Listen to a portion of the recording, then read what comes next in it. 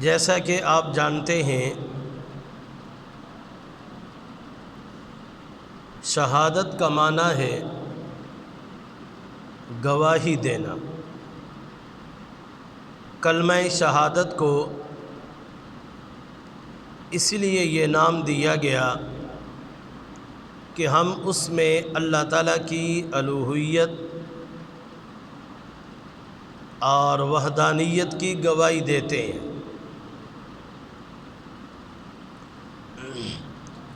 شہید کا معنی ہے گواہی دینے والا۔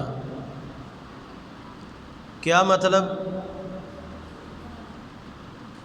کس کی گواہی دینے والا اور کیسے گواہی دینے والا؟ حضرات سامعین کرام، یہ بات ذہن میں رکھیں، گواہی کبھی زبان سے دی جاتی ہے اور کبھی اپنے عمل سے۔ شہید راہ خدا میں اپنی جان کا نذرانہ پیش کر کے اللہ تعالیٰ کی عظمت کی عملی گواہی دیتا ہے کہ جس کے نام پر اپنی جان قربان کی جا سکتی ہے وہ صرف اور صرف اللہ رب العزت ہیں۔ گویا کہ وہ شہید زبان حال سے کہتا ہے ان صلاتی و نسکی و محیای و مماتی للہ رب العالمین لا شریک لہ، کہ میری نماز، میری قربانی، میری زندگی اور موت صرف اللہ کے لیے ہے جو تمام جہانوں کا پروردگار ہے اور اس کا کوئی شریک نہیں۔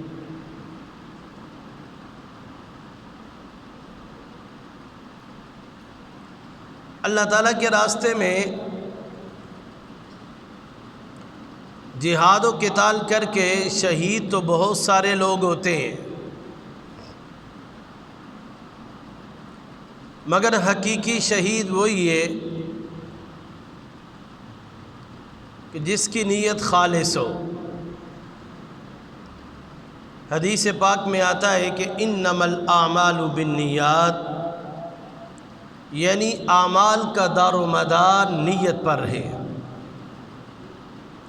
نیت کا علم صرف اور صرف اللہ تعالیٰ کو ہے۔ پیغمبر علیہ الصلاۃ والسلام سے پوچھا گیا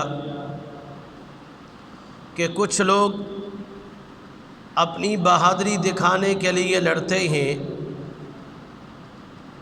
کچھ لوگ اپنی قوم اور برادری میں آ کے جنگ میں شریک ہوتے ہیں، اور کچھ ریاکاری کے جذبہ کے تحت میدان جہاد میں آتے ہیں۔ ای ذالک فی سبیل اللہ، ان میں سے کس کو فی سبیل اللہ مانا جائے؟ تو آپ صلی اللہ علیہ وسلم نے فرمایا من قاتل لتکون کلمۃ اللہ ہی العلیٰ فہو فی سبیل اللہ، کہ جو آدمی اللہ کے دین کی سربلندی کے لیے قتال کرے وہی فی سبیل اللہ لڑنے والا مانا جائے گا۔ جس کی رضا بہادری نہ ہو، قوم برادری نہ ہو، ریاکاری نہ ہو، صرف یہ ہو کہ اللہ کا دین بلند ہو جائے۔ یہ بات تو مسلم ہے، کبھی قتال کرنے سے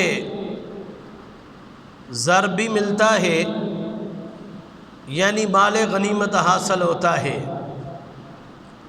زمین بھی ملتی ہے، یعنی بہت سارا علاقہ قبضے میں آ جاتا ہے، زن بھی ملتی ہے، یعنی باندیاں بھی ہاتھ آ جاتی ہیں، لیکن ایک مومن کی شان یہ ہے وہ زر، زمین، زن کے لیے قتال نہیں کرتا، وہ صرف اور صرف اللہ کے دین کی سربلندی کے لیے مال اور جان قربان کر دیتا ہے۔ پیغمبر علیہ السلام نے ارشاد فرمایا شہداء تین قسم کے ہیں۔ ایک وہ آدمی جو جان و مال لے کر ثواب کی نیت سے جہاد کے لیے نکلا، نہ تو اس کا لڑنے کا ارادہ ہے نہ شہید ہونے کا، وہ صرف مسلمانوں کی جماعت بڑھانے کے لیے آیا ہے۔ اگر یہ آدمی شہید ہو گیا تو اس کے بھی تمام گناہ معاف کر دیے جائیں گے اور یہ شخص عذاب قبر سے محفوظ رہے گا، اسے عزت اور جنت کا تاج پہنایا جائے گا اور حوروں سے شادی کر دی جائے گی۔ دوسرا وہ آدمی جو جان و مال لے کر ثواب کی نیت سے جہاد کے لیے نکلا، اس کی خواہش یہ ہے کفار کو قتل کرے لیکن خود قتل نہ کیا جائے۔ اگر یہ آدمی شہید ہو گیا اور اس کی بیٹھک، اس کا ٹھکانہ اللہ رب العزت حضرت ابراہیم خلیل اللہ علیہ السلام کے ساتھ کر دیں گے، اور قرآن میں فرمایا فی مقعد صدق عند ملیک مقتدر، اللہ رب العزت کے سامنے سچی بیٹھک میں اس کا ٹھکانہ ہوگا۔ تیسرا وہ شخص جو جان و مال لے کر ثواب کی نیت سے جہاد کے لیے نکلا، اس کی چاہت یہ ہے کفار کو قتل بھی کرے اور خود بھی قتل ہو جائے۔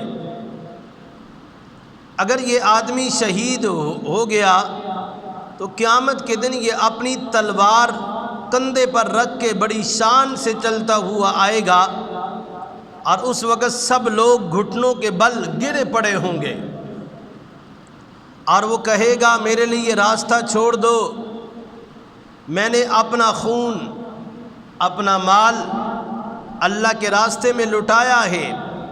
پیغمبر علیہ السلام نے ارشاد فرمایا مجھے اس ذات کی قسم جس کے قبضے میں محمد الرسول اللہ کی جان ہے، اگر وہ یہ بات انبیاء کرام کو بھی کہہ دے گا تو وہ بھی اس کا راستہ چھوڑ دیں گے۔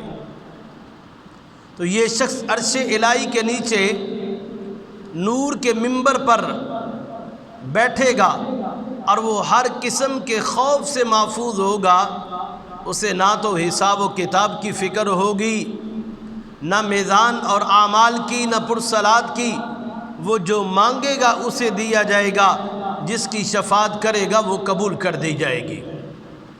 کتنی بڑی سعادت کی بات ہے کہ اللہ کے راستے میں اپنے مال اور جان کے ساتھ قربانی دینا